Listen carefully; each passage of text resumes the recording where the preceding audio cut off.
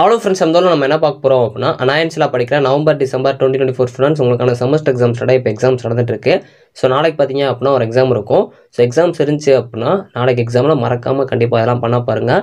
எல்லாம் பண்ணீங்க அப்படின்னாலே அதிக மார்க்ஸ் வாங்குறதுக்கு அதிக சான்ஸ் இருக்குது. அதெல்லாம் என்ன அப்படிங்கிறத பார்க்கலாம். ஸோ கண்டிப்பாக இந்த வீடியோ மறக்காமல் உங்கள் ஃப்ரெண்ட்ஸ்க்கு ஷேர் பண்ணுங்கள். ஸோ அவங்க வீடியோக்குலாம் போகலாம். ஓகே ஃப்ரெண்ட்ஸ், ஃபர்ஸ்ட் எடுத்து பார்த்தீங்க அப்படின்னா அனாயன்ஸில் படிக்கிற நவம்பர் டிசம்பர் 2024 ஸ்டூடெண்ட்ஸ் உங்களுக்கான செமஸ்டர் எக்ஸாம்ஸ் இப்போ எக்ஸாம்ஸ் நடந்துட்டு இருக்கு. ஸோ நாளைக்கு பார்த்தீங்க அப்படின்னா ஒரு எக்ஸாம் இருக்கும். மெஜாரிட்டி இப்போ வரைக்கும் நீங்கள் ப்ரிப்பேர் பண்ணியிருக்கதை கண்டிப்பாக ப்ரிப்பேர் பண்ணிட்டே இருங்க. எக்ஸாம்ஸ் நாளைக்கு கஷ்டமாக வரும், கொஸ்டின் வந்து கஷ்டமாக கேட்டுருவாங்க அப்படின்னு சொல்லிட்டு உங்களுக்குள்ள ஒரு பயம் இருந்துச்சு அப்படின்னா அதை வந்து தூக்கி எரிஞ்சிருங்க. மேக்ஸிமம் உங்களுக்கு கொஸ்டின் ஈஸியாக தான் வரும். நீங்கள் கான்ஃபிடென்ட்டாக படிச்சிருக்கதை திரும்ப வந்து ரிவைஸ் பண்ணிடுங்க. உங்களுக்குள்ள ஒரு பயம் வச்சுட்டே இருந்தீங்க அப்படின்னா அது கரெக்டாக நீங்கள் படிச்சிருந்தாலுமே உங்களுக்கு எக்ஸாமில் மறக்க சான்சஸ் இருக்குது. ஸோ அதே மாதிரி நிறைய பேர் சொல்கிறது நான் படிச்சிட்டேன் ப்ரோ, இருந்தாலும் எனக்கு மறக்கிற மாதிரி இருக்குது அப்படிங்கிற மாதிரி சொல்லியிருப்பீங்க. அது எதனாலும் பார்த்தீங்க அப்படின்னா நீங்கள் எல்லாமே வந்து படிச்சிருப்பீங்க, இருந்தாலும் உங்களுக்குள்ள எல்லாமே பார்த்தீங்க அப்படின்னா கன்ஃபியூஸ் ஆகிற மாதிரி இருக்கும். அதுக்கு நீங்கள் ஃபஸ்ட்டு ரீகால் பண்ணிடுங்க. ஒரு கொஸ்டின் எப்படி ஸ்டார்ட் ஆகுது, ஒரு கொஸ்டின் எப்படி எண்ட் ஆகுதுங்கிறத ஃபஸ்ட்டே பார்த்து வச்சுக்கோங்க. அது தெரிஞ்சு அப்படின்னாலே ஒரு ஃப்ளோவில் நீங்கள் போயிருவீங்க. மேக்ஸிமம் எல்லாமே உங்களுக்கு மறக்கிற மாதிரி இருக்க காரணம் என்னன்னு பார்த்தீங்க அப்படின்னா ஒரு கொஸ்டின் எப்படி ஆரம்பிக்கும், ஒரு கொஸ்டின் எப்படி எண்ட் ஆகும் அப்படிங்கிறத உங்களுக்குள்ள கன்ஃபியூஷனாக இருக்கும். ஃபஸ்ட்டு அதை நல்லா தெளிவாக படிச்சுக்கோங்க. ஸோ நீங்கள் ஏற்கனவே எல்லாமே படிச்சிட்டிங்க அப்படின்னா ரீகால் பண்ணுறப்போ அதை தெளிவாக பார்த்து வச்சுக்கோங்க. ஸ்டார்டிங் தான் ரொம்ப ரொம்ப முக்கியம். அதை நீங்கள் கொண்டு வந்துட்டீங்க அப்படின்னாலே உங்களுக்கு போக பார்த்தீங்க அப்படின்னா ஃப்ளோவில் போயிட்டே இருக்கும். ஏன்னா நீங்கள் நல்லா தெளிவாக தான் படிச்சிருப்பீங்க. ஸோ அதே மாதிரி நாளைக்கு எக்ஸாம் ஹாலுக்குள்ளே போனதுக்கப்புறம் கொஸ்டின் பேப்பரை நல்லா ரீட் பண்ண பாருங்கள்.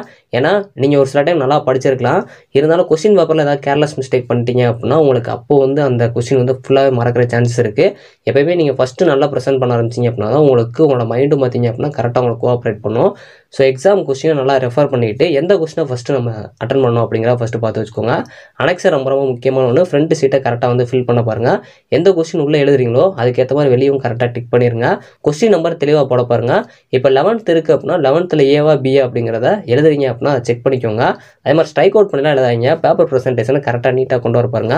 ஸோ அதே மாதிரி சப்போஸ் கொஸ்டின் கஷ்டமாக கேட்டாங்க அப்படின்னா யாரும் வந்து பயப்படாதீங்க. ப்ரெசன்ஸ் ஆஃப் மைண்டை யூஸ் பண்ண பாருங்கள். இப்போ சப்போஸ் நீங்கள் ஒரு பஸ்ஸில் ட்ராவல் பண்ணுறீங்க, பஸ்ஸோட ரூட் வந்து மாறி ஏறிட்டீங்க அப்படின்னா உடனே வந்து அடுத்த ஸ்டாப்பில் இறங்கி அதுக்கடுத்து எப்படி போகணுமோ அதுக்கேற்ற மாதிரி போயிருவீங்க.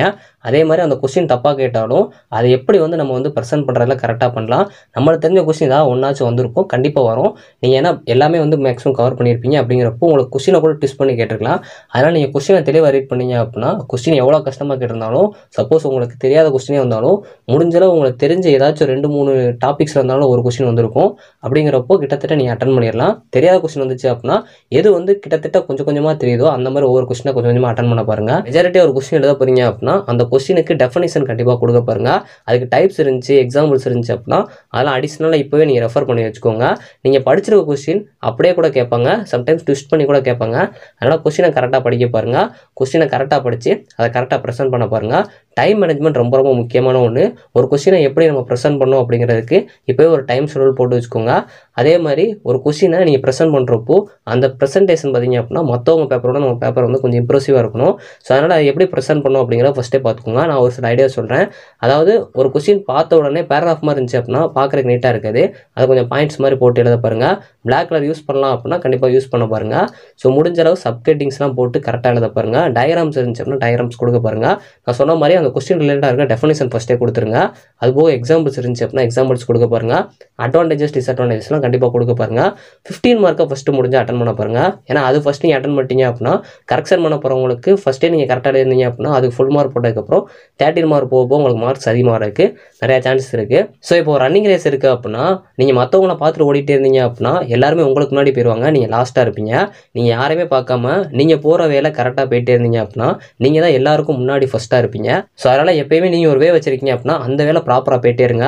நடுவில் உங்கள் ஃப்ரெண்ட்ஸ் இந்த கொஸ்டின் வரும் அப்படின்னு சொன்னாலும் சரி, இல்லை உங்களுக்கு நடுவில் கன்ஃபியூஸ் பண்ணுற மாதிரி இந்த கொஸ்டின்ஸ்லாம் வராது அப்படின்னு தோணாலும் சரி, நீங்கள் முதல்ல ஃபிக்ஸ் பண்ணிட்டீங்க அப்படின்னா அந்த கொஸ்டினில் கரெக்டாக போயிட்டே இருங்க.